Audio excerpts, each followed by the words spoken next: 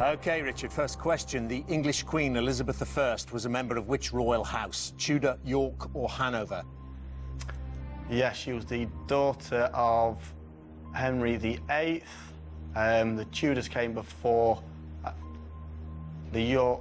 No, Tudors came after the Yorks, I think. Hanover is the last, so it's Tudor.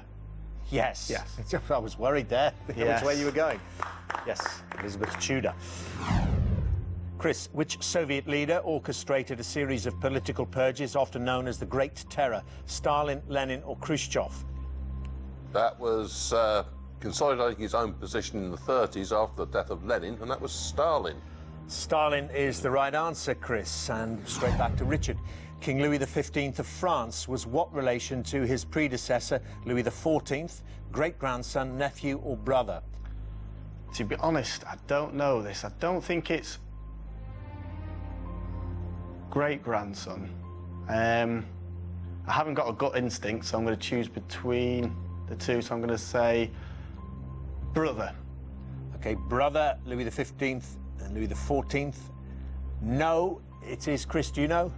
Well, Louis XIV was on the throne for donkey's years, so I wouldn't be surprised if he was a great-grandson. Yeah, it was great-grandson, yeah.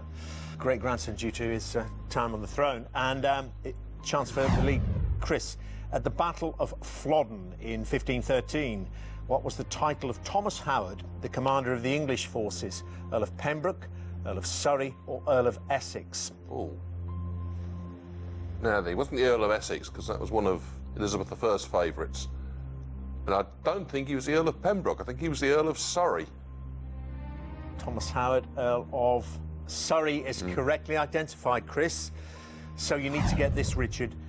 How many children did the British King George III and his wife Charlotte of Mecklenburg-Strelitz have? 9, 12 or 15? I don't know, but they must have liked each other for that, any of them amounts, so... Oh, it's an awful question. I think 15 seems a bit too much. So again, it's going to be a throw between 9 and 12. So I'm going to go for 9. OK, 9, the lower end, as you say, still a mighty number. But you've done it again. You've discounted the right answer and been considering the two wrong ones. It's 15. 15. OK, well, that's the end of the round, I'm afraid, Richard. You can't match Chris. He doesn't need to face another question. He's got his 2 correct there. You've got 2 wrong. It means you won't be playing in the final round. Would you both please come back and join your teams? So this is what we've been playing towards. It's time for the final round, which as always is general knowledge.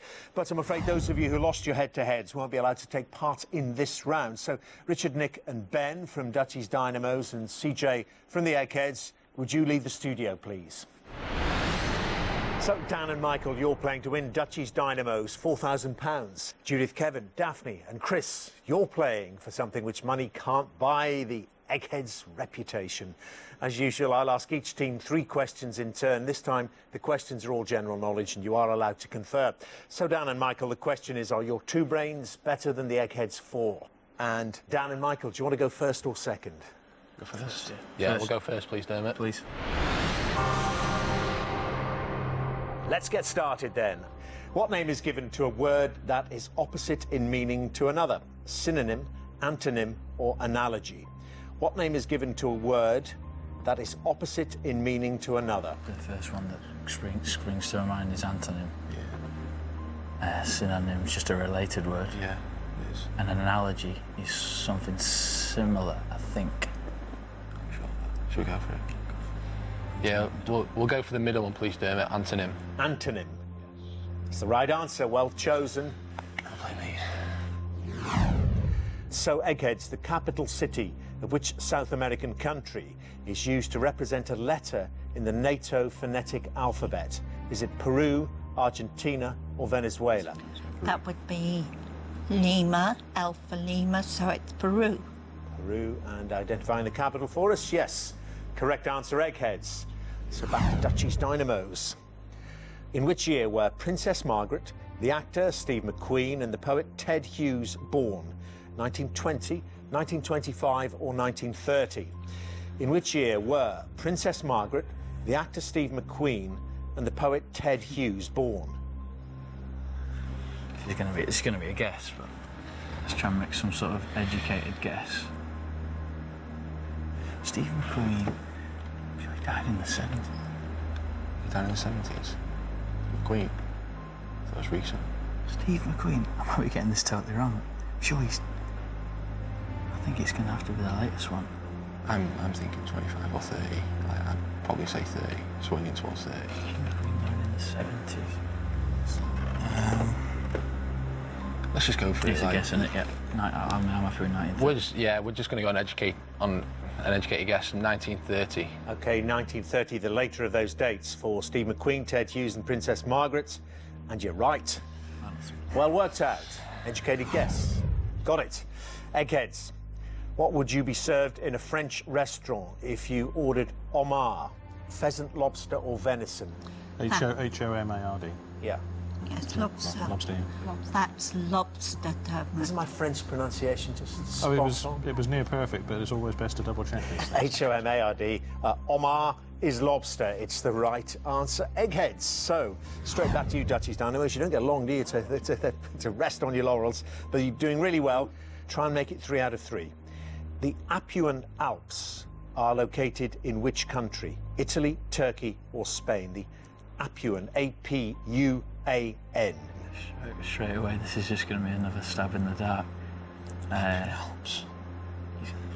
Turkey springs to mind just because I've never even heard of the Apuan Alps, and obviously Italy has a little bit of the main Alps, but I think they're just called the Alps. I mean, and Spain's the Pyrenees at the top. The top of Spain's the Pyrenees. I'm sure it's not Spain. Are there any mountains in Turkey? Yeah, I'm sure. No. I've never been. Sure there are. It's a French-sounding name. That could be in Italy. It just seems like the odd one out. Right? So it could be so ridiculous that it's completely the wrong answer. I've changed from Turkey now, I think. I think I've changed. I think I'm thinking Italy.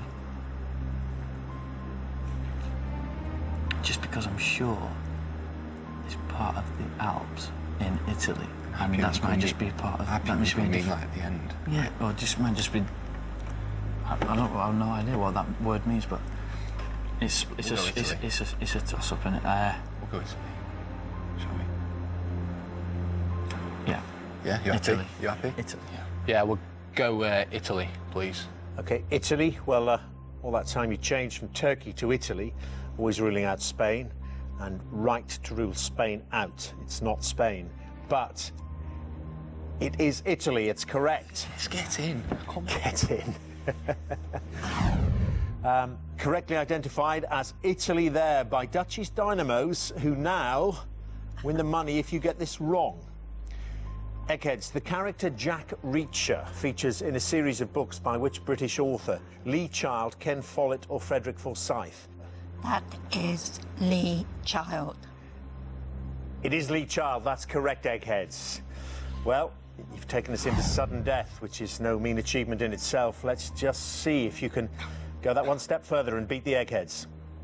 What was the name of the weekly magazine published by the BBC from 1929 until 1991? What was the name of the weekly magazine published by the BBC from 1929 until 1991? No, the Radio Times have gone, and it's not a week. It's gone a lot. It's still going. Oh, Top of the Pops magazine. No, it won't be anything like that. Till 1991. We've got to say something. I don't know. What should we say? I don't know. I don't know. Gardeners Weekly. Gardeners Weekly. I don't know why. Just Gardeners Weekly, please, Dermot. OK, Gardeners Weekly. I think the only thing you could work on there was the 1929, in the sense that it goes back to the days before television, and therefore the title was, and it's not Gardeners Weekly, that's incorrect, which I think you knew. Eggheads? The Listener. The Listener. The Listener. Closed down in 1991. OK, well, the Eggheads have to get this correct to defeat you. In Lonely Hearts ads, what does the abbreviation WLTM mean? In Lonely Hearts Ads, what does the abbreviation WLTM mean? I'm told it means would like to meet. Would like to meet, WLTM. It's the correct answer, Eggheads. You've won.